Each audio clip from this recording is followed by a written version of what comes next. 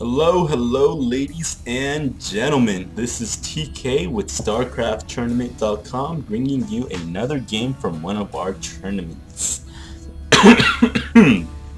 Sorry. Just as a forewarning, I am pretty sick right now, so if I cough, if I mispronounce something, if I get a game fact wrong, maybe saying that like a Marine can rape a Baneling or something, I'm going to blame everything that is wrong with this cast on the cold. Okay? Free pass. Oh, and if I get you sick, it's not my fault. Anyways, we have the Bluerain, or the Blue Zerg Bluerain. Very confusing. What a jerk. Anyways, name yourself Bluerain. Okay, Bluerain Zerg, Blue Zerg Bluerain, spawning at the top left position, right position, and we have the Red Terran Mr.Glorious spawning on the bottom left position. Let me bring up that production tab in case I missed something, which I will, so that you can keep tabs on it. Oh, already we have a spawning pool. That is a very early spawning pool. That's a 12 pool. Very interesting to see that on Xel'Naga Caverns, as usually we see a 14 hatch, 15 pool, 14 pool, 15 hatch, whatever, either way. See a 12 pool coming out from Mr. Glorious, so we might see some early Zerg play as this SCV thinks it's a drone and mines with its drone buddies, but oh, turns back, sees that spawning pool and will try to poke that little worm in the head. The map, of course, is Xel'Naga Towers, Xel'Naga Caverns. I always get those mixed up. Xel'Naga Caverns. Decently long two-player map where you can expand to a lot of bases. There are a lot of expansion places, but your natural is very easy to take. No restrictions there, but after that, it gets a little hard. This base is blocked off by this debris, and if you destroy this, then it's susceptible to an attack from the other side. The gold has destructible rocks in it, making it hard to get, plus it's very open, very susceptible to attacks. And this base is relatively far from your natural.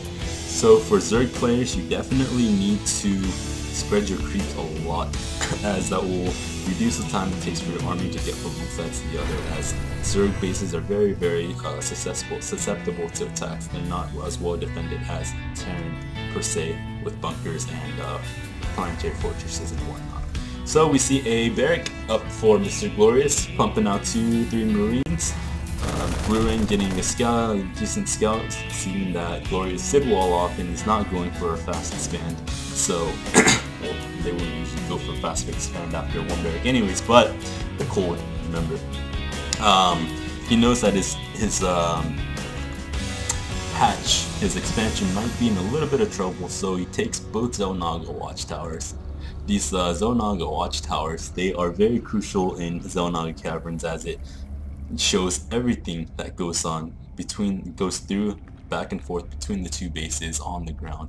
Of course, the air units can fly around it, but these Xel'Naga towers very key. We see a swap. A tech lab was built on the barrack and then switched with the factory, so you might see some tanks. And as I said that, of course he goes and makes a Hellion with the blue flames called the pre-igniter. Infernal pre-igniter. I never knew what the name of that was, but you know what? I'm just gonna keep calling it the blue flamed Hellion because it is easier for me to say, and I have a hard time speaking as it is because I have a speech impediment. Spine crawler coming up. Sorry.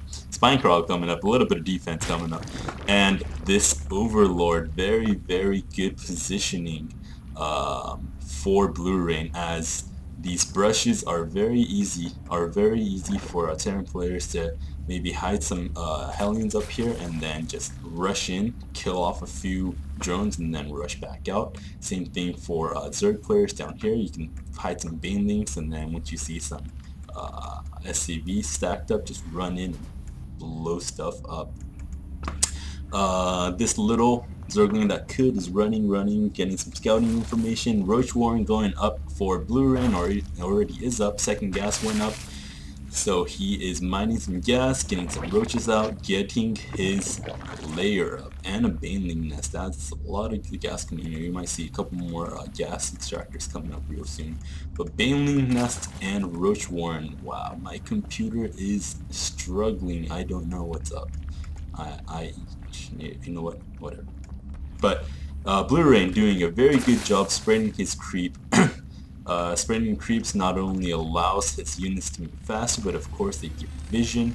So very good. Oh, 3 Hellions coming out, but intercepted by roaches. The first one goes down. The queen and the 4 roaches, the angry queen, is just going around. Oh, takes out another Hellion, and even that spine crawler just poking away at it. This very, very good defense, I guess, by Bluerain. A little bad decision by Glorious, losing 2 of his Hellions, which is 200 minerals. But I guess he did get control of that watchtower, which is nice. Wow, what is my computer doing? Don't die, please. I guess my computer's sick as well. If it gets too bad, I'll shut it down. But we do see a Viking coming out, just spotting the premise, the surrounding of his base. Very, very good job to make sure there's no peeping toms like this over. Oh, I can't see that.